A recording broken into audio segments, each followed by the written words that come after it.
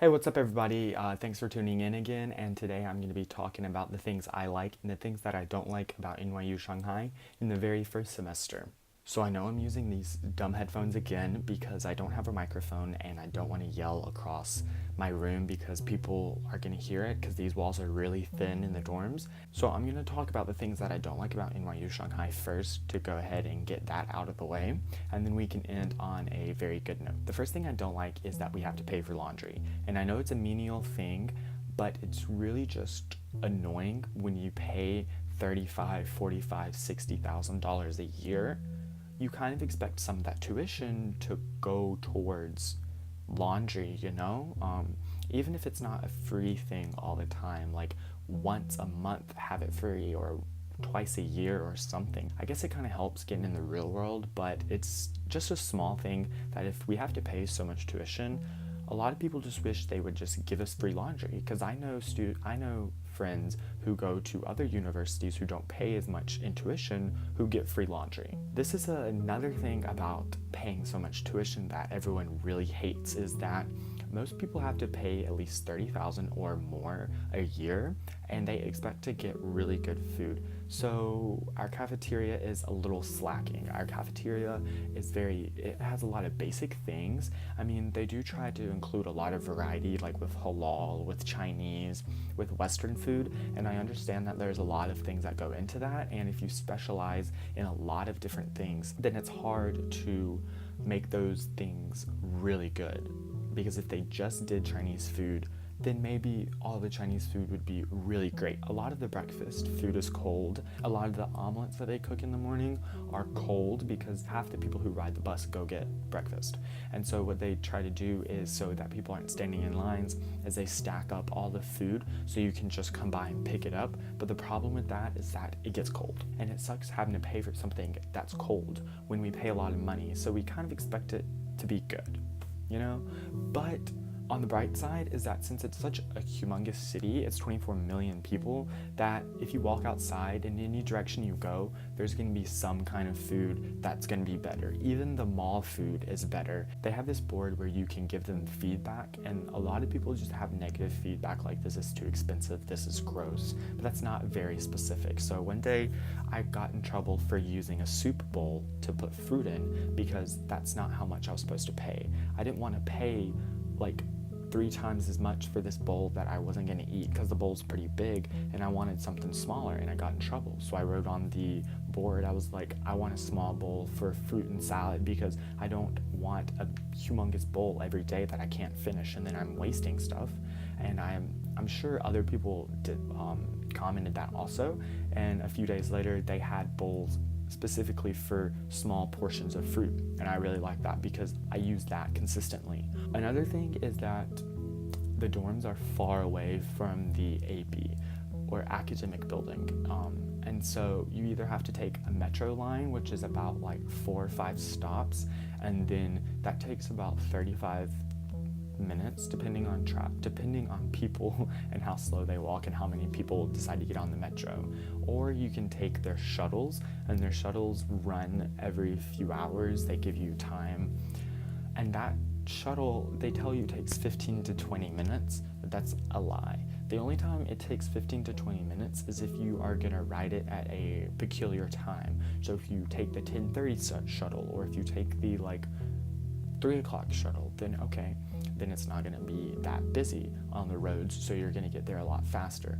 But conveniently, most people's classes start at 8:15 or 9:45, so you have to take the 8:15 or the 7 o'clock bus, and so that's rush hour. Some days it takes longer, some days it doesn't, but if you want to do work on the bus, that's really hard. I've tried to do it, and the bus is so shaky, and you're always stopping and going, and driving in China in general is just kind of crazy. So it's really difficult to write anything, and if you want to read something, you have to really hold it still. I mean, there's drawbacks. I know I'm complaining about a lot of dumb stuff, but it's just a lot of the dumb stuff that adds up. A lot of people are probably gonna be like, oh, this is a really dumb thing to not like, but I don't like that the teachers have super high expectations for the classes. It's great that they have expectations for the students and that they want them to do something, but it's another thing to have unreasonable high expectations. So take my communications lab class, for example. They teach you how to draw a circle on a page using code, and then they teach you using code to move that circle to another part of the page. Okay, simple. Okay, I get it. I know how to do that. And then they're like, wow, now we taught you how to make a circle. Now go ahead and make a web page, an interactive web page. And I'm like, what? You taught me how to make a circle. How am I going to use making a circle to create an interactive web page that has video, Photoshop, and all this other thing? I mean, I know it's kind of a dumb thing, but it's just annoying when they are giving you these projects to do, and then you do them, but then they say, oh, I wish you could have done something else. I wish you could have done this better. I wish you could have done more of this. Okay, well, you didn't teach me how to do any of that, and I don't have 12 hours of my day to find this one tiny code that's going to allow my page to do that. I'm sorry, but it's just most people don't have that time, and unless you already have coding experience, you're most likely going to try to do the easiest things possible. So to conclude about the high expectations, it's annoying when they teach you simple basic things and then their expectations are like Apple, Google level shit that people don't know how to do, and then it takes us 2 weeks to find 2 pieces of code. It's just like unrealistic, and then they grade you really hard for beginners. The last thing I don't like is that our academic building is one building, not 11, one. So that means everything is in a 15-story building on top of ground and 2 stories below ground. So you have your cafeteria, your gym, your biology labs, your computer lab, your language, your history, your math, your art, your English, your Chinese, other foreign languages. You have it all compacted. And at first it wasn't a problem, but I think it's more of you see the same thing every day. You see the same carpet, you see the same walls, you see the same people, you see the same everything. It never changes, and you always are seeing the same. And so it kind of wears on you after a while. I mean, I act like this is the end of the world, and it's not a big deal. I'm so tired of this one building. I wish there was outdoor space. I wish there was other places where I could walk to and see something, and it's just kind of like meh after a while, you know? All the colors start to look the same. Something good that is coming up is the year after I graduate, they're actually moving the campus to an actual campus that they are going to build in Shanghai.